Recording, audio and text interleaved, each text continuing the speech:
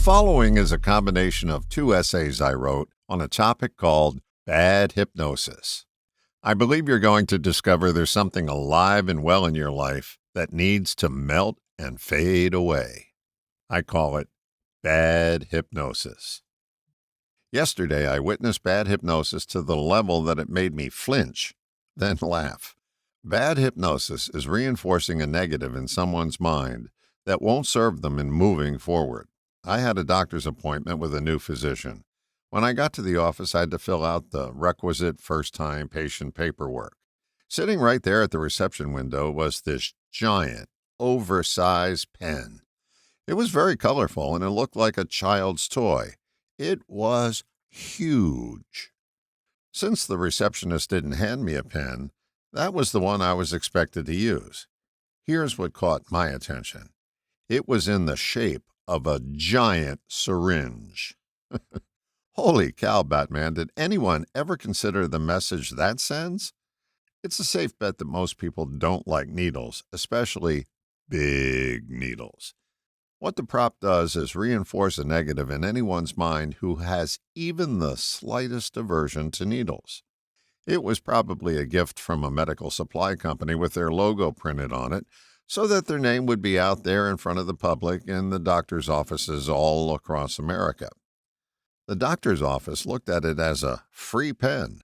The people they're treating got a whole different message, a reinforced fear. If this was the only instance of bad hypnosis we encounter, it wouldn't be so bad. The problem is that it's everywhere. We use it on a daily basis, and it never gets productive results. Reminds me of a story. Years ago, I was going through an emotionally painful time in my life. I was visiting my father in the hospital, and he asked me how things were going with my situation. I told him that I was dealing with it a day at a time, but was making progress. Then he said what he thought was a well-meaning, empathetic phrase. His exact words were, "It must be eating you up inside." That's bad hypnosis.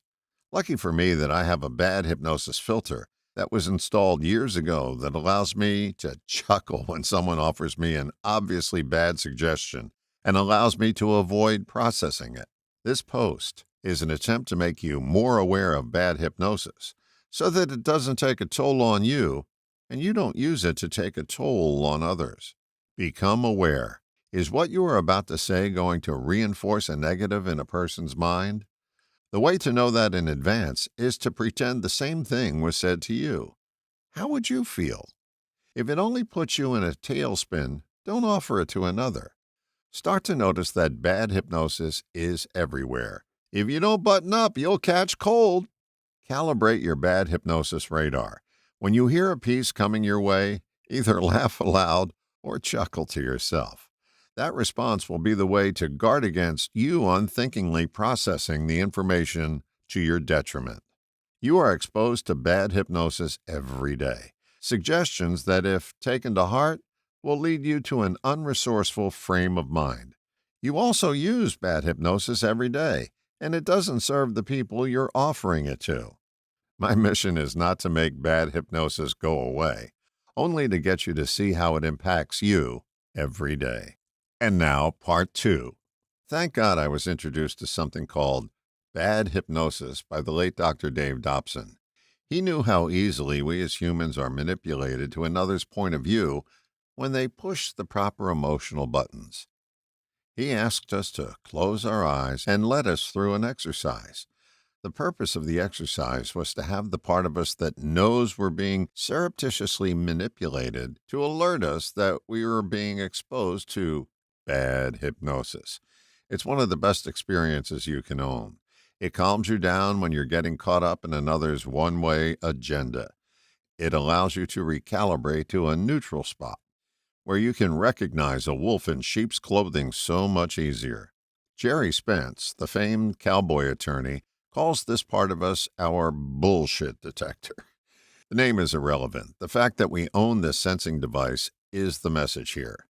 So here's a little exercise you can practice in seconds that will attune you to bad hypnosis and calibrate you to a spot where you can make an informed choice.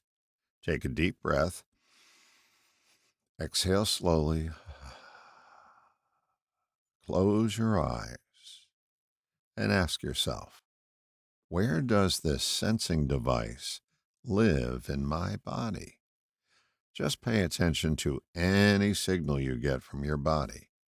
You may feel warmness or coolness, a tingling, pulsation, or something else in a certain part of your body. It may not be overt, but it will be an unmistakable sensation that's associated with your question. Catalog that signal. It's your own personal BS detector. You may have to practice this exercise a few times before you begin to trust that there's a part of you that knows what's what. Begin to notice the signal when it just shows up on its own. You, more often than not, are being alerted to pay attention to the fact that you are being led down a trail that leads to someone else's destination, not yours. Activate your detector today and start to see through others' plans to lead you astray. All the best, John.